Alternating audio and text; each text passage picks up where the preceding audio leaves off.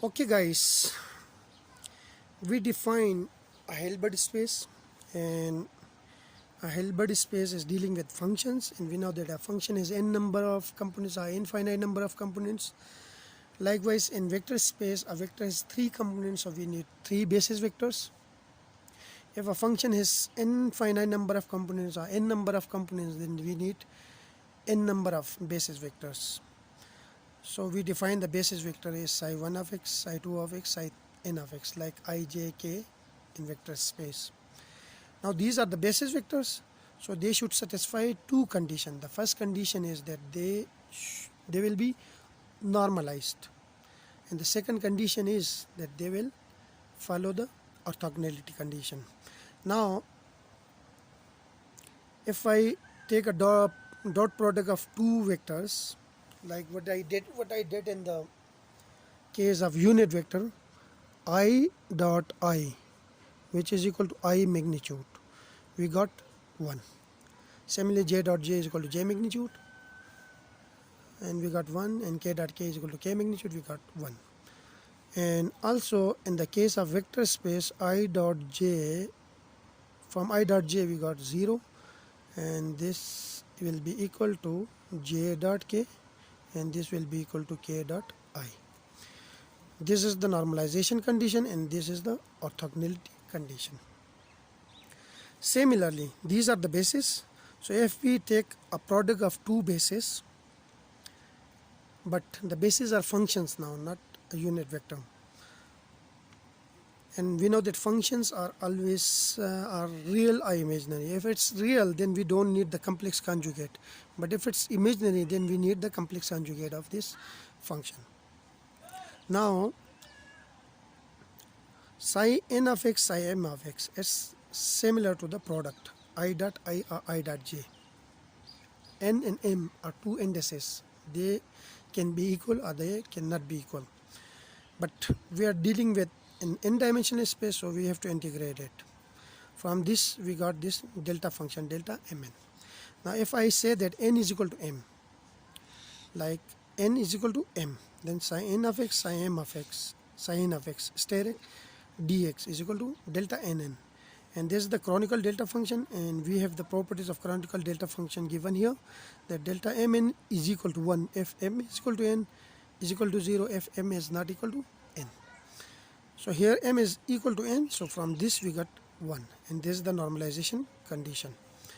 Now if m is not equal to 1, like I dot j, here m is equal to 1 means I dot I, we got 1, and this is the normalization condition. But if m is not equal to n, like I dot j, different basis vectors, then from this we get 0, because delta mn and mn is not equal to n, so we got delta mn is equal to 0, and this is called the orthogonality condition.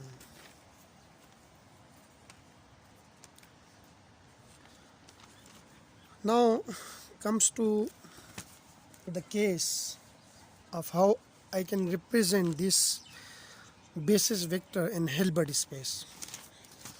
Now I have the Hilbert space, which is n-dimensional, so I can say that it is n-dimensional. It is n mutually perpendicular axis, and let's suppose that this is my psi1, this is my psi2, psi3, and so on, and this is psi n of x.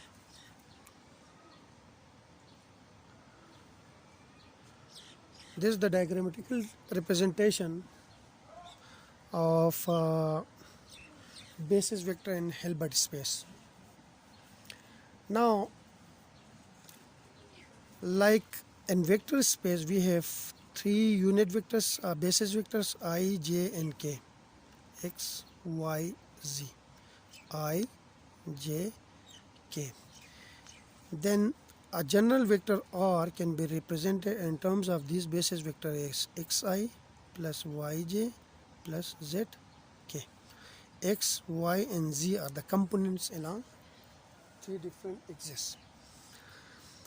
If I represent my function an Hilbert space which I can represent by capital psi. Then this can be written in terms of basis vector psi 1, psi 2, psi 3 in the following form. C1 psi 1 of x plus C2 psi 2 of x plus up to up plus Cn psi n of x. So these are the basis vectors and these are the components. Now this can also be written in a more general form as psi.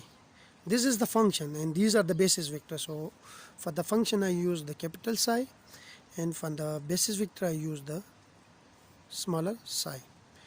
Sum over I or sum over n started from 1 up to infinity.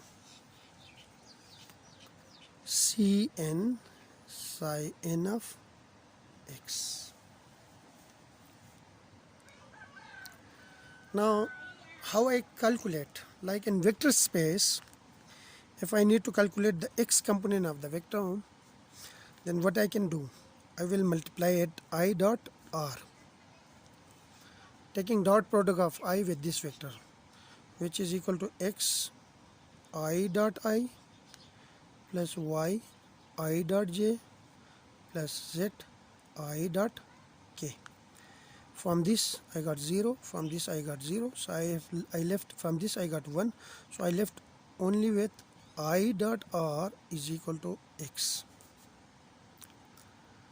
Now same procedure we can apply here.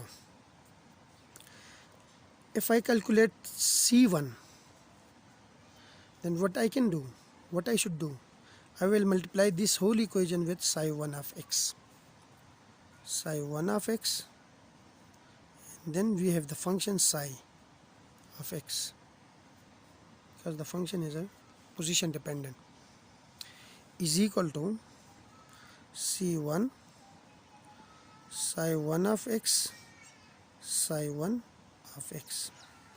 But again we have functions, so we have to consider the complex conjugate of the first and the second, complex conjugate of the first and to second, plus C2 psi 1 of x psi 2 of x, C2 psi 1 of x psi 2 of x, plus up to plus Cn psi 1 of x psi n of x, but there is a steric, and we are dealing in n-dimensional space, so we have to integrate it dx, integrate it dx, integrate it dx, integrate it and dx. Now integral, but the integral is from minus infinity to infinity. Sorry, just for 1 minute.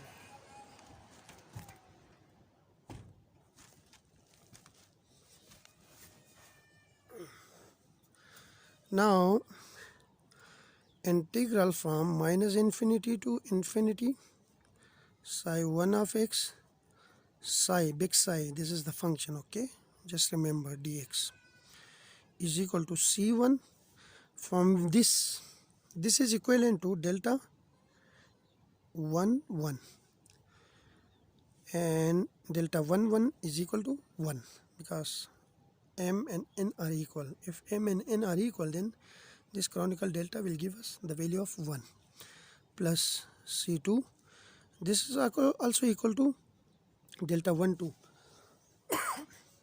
but delta 1 2 is equal to 0 because 1 and 2 are not equal. So here I will get 0 plus C3 I get 0 plus up to Cn I got 0. So from this I got C1, which is equal to, from minus infinity to infinity, psi 1 of x psi of x dx. Now this is the basis vector. Basis vector of Hilbert space, and this is the function in Hilbert space. Like look at here, they are the same. This is the component, component of function in Hilbert space. The component of a vector in vector space equal to the basis vector in vector space time the vector in vector space. Similarly, the component is related to this one in Hilbert space is equal to the basis vector in Hilbert space is equivalent to this one, and the function in Hilbert space is equivalent to this one. Now, this method of getting the component of function is called Fourier. F-O-U-R-I-E-R, Fourier trick. Like in more general form, if this is C1, but if I get my Cn, the nth component of a vector in Hilbert space, then it will be equal to from minus infinity to infinity psi n of x psi of x dx. So here again, this is the component of this function in Hilbert space, and this is the basis vector in the Hilbert space, and this is called Fourier trick. Now again, one thing which I will mention here is that we can treat vector in Hilbert space, because a vector has 3 components and Hilbert is a space is an infinite number of components, so we can represent a vector in Hilbert space. But we cannot represent a function in vector space because a function has infinite number of components while the vector space is only 3 components. So this is the only difference. Like we can treat a vector in Hilbert space, but we cannot treat a function in vector space. So that's the end of the Hilbert space.